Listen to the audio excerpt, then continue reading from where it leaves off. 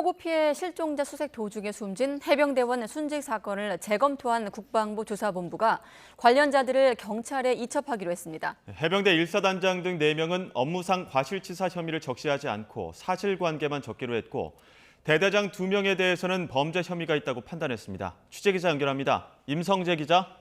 네, 국방부입니다. 네, 1사단장 과실치사 빼고 이첩하기로. 그러면 기존의 1사단장을 포함해서 8명한테 혐의가 있다고 판단했던 해병대 수사단의 조사 결과와는 차이가 있는 거 아닌가요?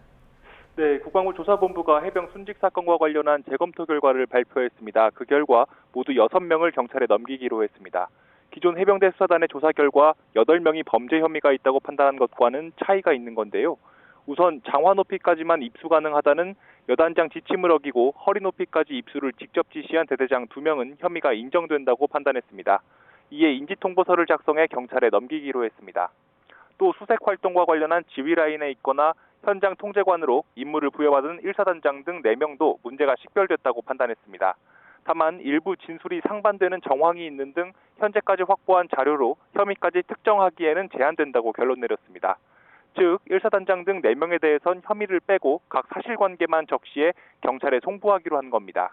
나머지 2명에 대해선 현장 통제관의 업무상 지휘와 그에 따른 주의 의무가 있었다고 보기 어렵다고 판단해 제외하기로 했습니다.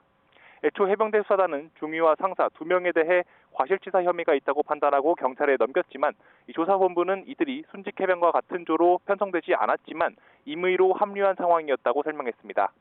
조사본부는 이 같은 내용을 이종석 국방부 장관에도 보고한 것으로 알려졌습니다. 네, 국방부 조사본부가 해병대 수사단의 조사에 대한 판단도 내놨다고요? 국방부 조사본부는 지난 9일 장관 지시에 따라 해병대 수사단으로부터 순직 해병 사건 기록을 이관받아 재검토했습니다.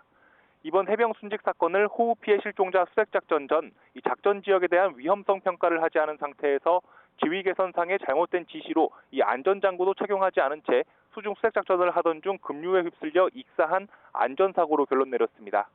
그러나 해병대 수사단의 사건 기록에는 사고 현장에 대한 분석과 현장 감식 결과 등이 포함된 실황 조사 기록이 충분하지 않았고 이 안전사고임에도 안전관리 훈령에 따른 안전 시스템 작동 여부를 확인한 기록이 없다고 지적했습니다.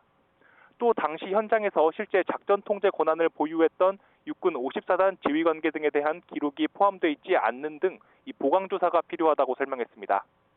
조사본부는 또 해병대 수사단의 짧은 조사 기간도 문제 삼았습니다.